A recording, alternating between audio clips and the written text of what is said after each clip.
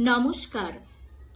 কবি অনির্বাণ ঘোষের লেখা কবিতা শ্রীপঞ্চমী। মন ছিল না মনের ভিতর, পথ ছিল না পথে, বুকের মধ্যে আনমোনা সুর ফাল্গুনী সঙ্গতে। হঠাৎ যেন রং ছড়ালো, মনেও রং তারই, কোনো ক্রমে সামনে চলা বাসন্তী সেই শাড়ি, পিঠের ওপর ছড়ানো তার দীর্ঘ কেশ রাশি। বান্ধবীদের সঙ্গে সে কি কলকলিয়ে হাসি, ওলট পালট ঝড়েও তবু ছেলেটা সংযমী।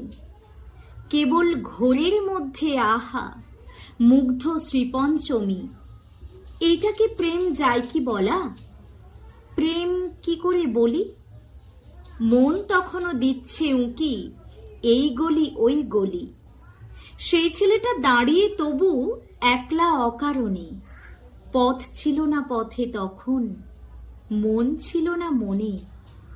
মেয়েটারও কি সুর বেজেছে আলতো রিনিঝিনি, কিংবা মনে উথাল পাথাল ঝংকৃত কিঙ্কিনি?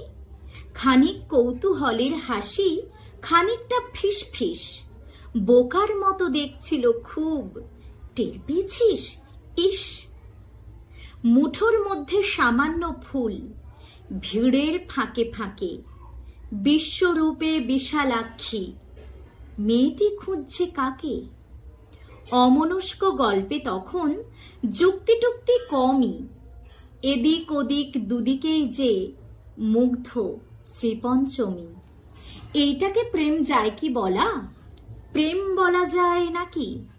হয়তো ডালে বসবে এসে অন্য কোনো পাখি, সরস্বতীর ছোঁয়ায় সে মেয়ে পঞ্চমে ধৈবতে। মন ছিল না মনে তখন, পথ ছিল না পথে।